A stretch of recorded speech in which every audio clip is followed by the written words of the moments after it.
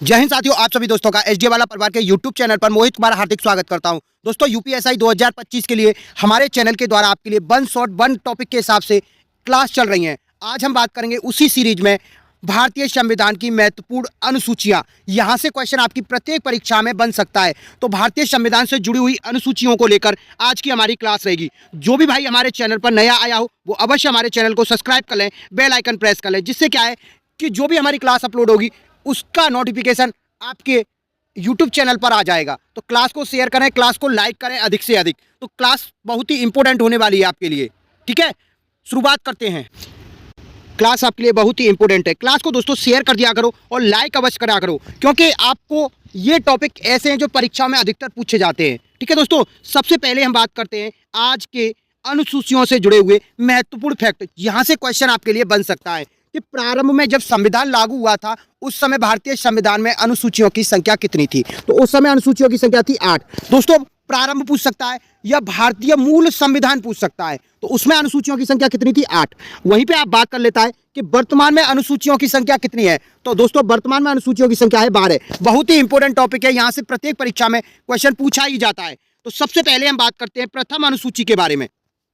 किसके बारे में? प्रथम अनुसूची। इस अनुसूची में राज्यों व केंद्र शासित प्रदेशों के नाम और सीमाओं के बारे में उल्लेख मिलता है।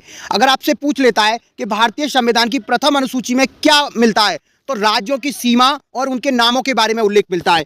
इसी बारे में उल्लेख अनुच्छेद 1 से लेकर 4 तक मिलता है। बहुत ही इंपॉर्टेंट टॉपिक है।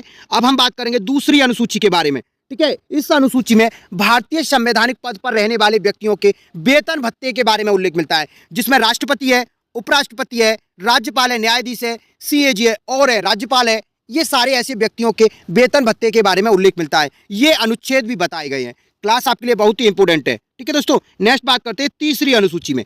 इस अनुसूची में भारतीय संविधान पद पर रहने वाले व्यक्तियों की शपथ यानी प्रतिज्ञान के बारे में उल्लेख मिलता है। यहां पर दोस्तों जो राष्ट्रपति और राज्यपाल की शपथ का उल्लेख अनुसूची 3 में नहीं मिलता है। ठीक है दोस्तों, मंत्री की मिलता है, सांसद की मिलता है, न्यायाधीश की शपथ और प्रतिज्ञान के बारे में उल्लेख मिलता है। आप इस चीज को पूछ लेता है कभी कभी कि राष्ट्रपति की शपथ का उल्लेख अनुसूची 3 में मिलता है, हाँ या नहीं? तो नहीं मिलता। राष्ट्रपति और राज्यपाल की शपथ का उल्लेख अनुसूची 3 में नहीं मिलता है। ठीक है दोस्तों, नेक्स्ट बात करते हैं चौथी अनुसूची। इस अनुसूची में राज्यसभा में राज्यों और केंद्र शासित प्रदेशों की सीटों के विभाजन, यानी किस राज्य से राज्यसभा में कितने सदस्य जाएंगे, किस केंद्र शासित प्रदेश से कितने सदस्य राज्यसभा में जाएंगे, उसके बारे में उल्लेख मिलता है। अनुच्छेद 4 और 80 के बारे में भी यहाँ पर वर्णन बताया गया है। ठीक है, कौन सी? अनुसूची 4 में। ठीक है दोस्तों, क्लास आपके लिए बहुत ही इंपॉर्टेंट होने वाली है। वहीं पे बात कर लेते हैं अनुसूची 5। अनुसूचित क्षेत्र व अनुसूचित जनजातियों के प्रशासन और नियंत्रण के बारे में उल्लेख मिलता है। दोस्तों यह अनुसूची बहुत ही इंपॉर्टेंट है। दोस्तों 5वीं अनुसूची में पूछा जाएगा किसके बारे में उल्लेख मिलता है, तो अनुसूची 5 में अनुसूचित क्षेत्र और अनुसूचित जनजातियों के प्रशासन के नियंत्रण के बारे में उल्लेख मिलता है। इन क्षेत्रों की घोषणा कौन करता है? अनुसूचित जो क्षेत्र होते हैं उनकी घोषणा कौन करता है? राष्ट्रपति करता है। राज्यपाल भी नियम बना सकता है, यानी इसके लिए राज्यपाल कानून भी, उस राज्य का राज्यपाल कानून भी बना सकता है। ठीक है, क्षेत्रों को घोषित कौन करेगा? राष्ट्रपति करेगा। ठीक है दोस्तों, नेक्स्ट बात करते हैं 6वीं अनुसूची। बहुत ही इंपॉर्टेंट है, बहुत ही इंपॉर्टेंट है। IMP ये अनुसूची आपके लिए बहुत ही इंपॉर्टेंट है, क्योंकि परीक्षा में कई बार पूछी गई है। असम, मेघालय, त्रिपुरा, मिजोरम, ये हमारे 4 राज्य हैं। इनमें जनजाति के क्षेत्रों के प्रशासन के बारे में उल्लेख मिलता है। पूछ लेता है कि भारतीय संविधान की अनुसूची 6 में क्या राज्यों की जनजातीय क्षेत्रों के प्रशासन के बारे में उल्लेख मिलता है, तो 4 राज्यों के। कौन कौन से राज्य? असम, मेघालय, त्रिपुरा और मिजोरम। स्वायत्त जिला परिषद का भी प्रावधान बताया गया है इसी अनुसूची में। ठीक है दोस्तों, नेक्स्ट बात करते हैं 7वीं अनुसूची। इस अनुसूची में संघ सूची, राज्य सूची और समवर्ती सूची और विधान निर्माण की शक्तियों का विभाजन अनुसूची 7 में मिलता है। दोस्तों वर्तमान में 3 सूची है, संघ सूची, राज्य सूची, समवर्ती सूची।